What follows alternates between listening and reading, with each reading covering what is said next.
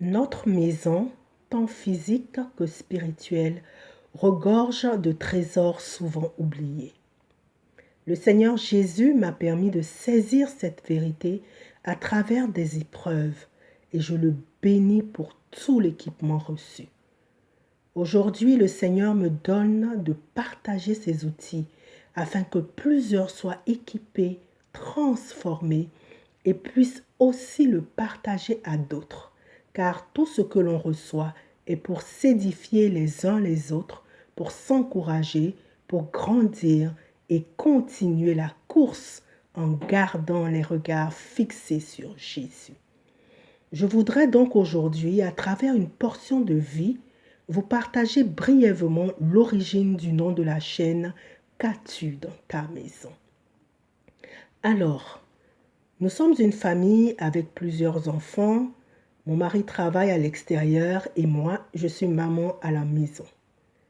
En 2014, mon mari n'arrivait pas à trouver de contrat. Nous avons donc perdu notre principale source de revenus. C'était une situation que nous n'avions jamais vécue. Alors imaginez un peu la peur de l'inconnu, les incertitudes du lendemain et ces multiples questions du genre « Comment allons-nous manger ?» Surtout qu'on avait plusieurs enfants, qu'on a plusieurs enfants. On se demandait comment allons-nous payer les factures. Bref, tant de questions qu'on se pose dans ces moments-là. Nous avons choisi de crier à Dieu, comme on le faisait déjà. Mais dans cette situation, notre confiance en Dieu a été mise à rude épreuve. Notre foi a été mise aussi à rude épreuve. Nous avons véritablement appris à nous appuyer sur la parole de Dieu en confessant entre autres que Dieu pourvoit aux besoins. On s'est basé sur Matthieu 6, versets 25 à 34.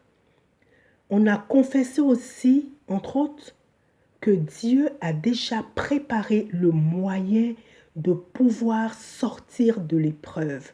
Et ça, on le retrouve dans 1 Corinthiens chapitre 10, verset 13, que je vais vous lire.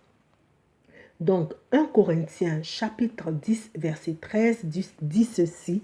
« Aucune tentation ne vous est survenue qui n'ait été humaine.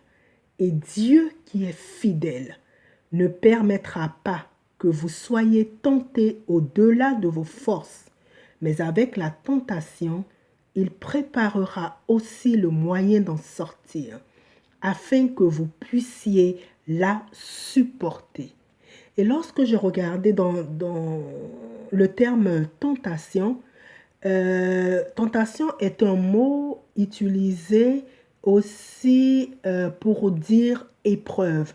Donc, dans le grec, c'est le même mot en grec qui est utilisé pour parler de l'épreuve et aussi de la tentation. Donc, ce que nous avons appris en plus, nous avons appris à chercher la face de Dieu et non sa main. Nous avons appris à le louer dans les moments difficiles. Nous avons appris à rejeter toute pensée accusant Dieu de prendre son temps ou de ne pas agir rapidement. Une autre chose que nous avons apprise et que nous continuons encore à mettre en application, nous avons appris à donner au Seigneur Jésus nos fardeaux d'incertitude, de tristesse, de crainte, de peur et aussi à recevoir sa paix et sa joie. Dans Matthieu chapitre 11, versets 28 à 30, le Seigneur Jésus lui-même dit ceci. « Venez à moi, vous tous qui êtes fatigués et chargés, et je vous donnerai du repos. Prenez mon joug sur vous et recevez mes instructions, car je suis doux et humble de cœur, et vous trouverez du repos pour vos âmes.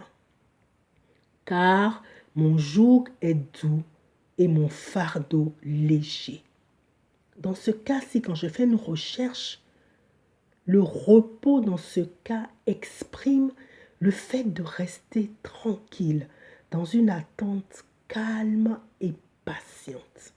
Et nous avons béni le Seigneur vraiment. Parce que à travers cette épreuve, nous avons grandi spirituellement. Et ça, c'est la meilleure part qui ne nous sera pas ôtée.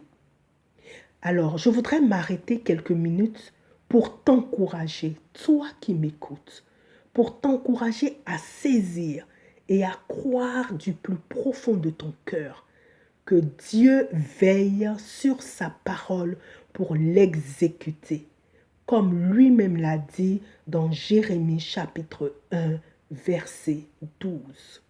Alléluia. Je voudrais maintenant revenir à l'origine du nom de la chaîne Qu'as-tu dans ta maison? Toujours dans cette même période d'épreuve, un jour, alors que je m'apprêtais à faire le goûter pour les enfants, parce que quand les enfants reviennent de l'école, ça leur prend une collation, un goûter parce qu'ils ont faim. Donc, à ce moment-là, j'ai réalisé que je n'avais plus de lait ni d'œufs. Je me suis dit, je ne pourrais rien faire. J'ai alors entendu clairement, qu'as-tu dans ta maison? Alors que moi-même, je me posais la question, j'ai encore entendu, qu'as-tu dans ta maison?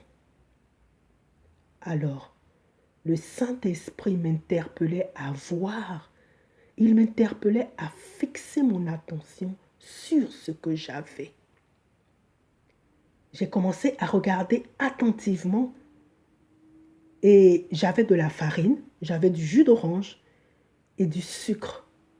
Et puis, en allant sur Internet, j'ai trouvé une recette intégrant mes 3 ingrédients.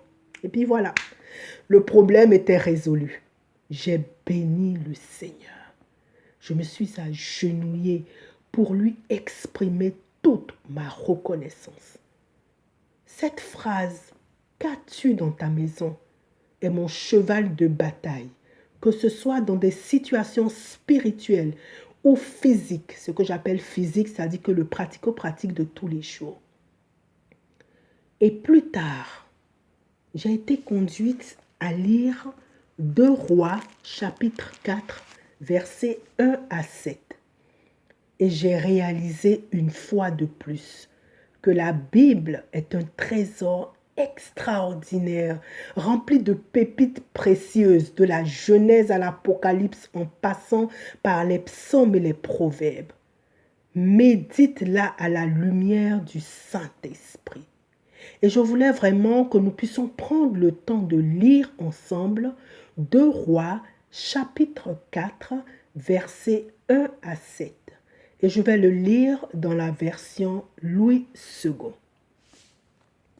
Donc, 2 Rois, chapitre 4, versets 1 à 7 dit ceci.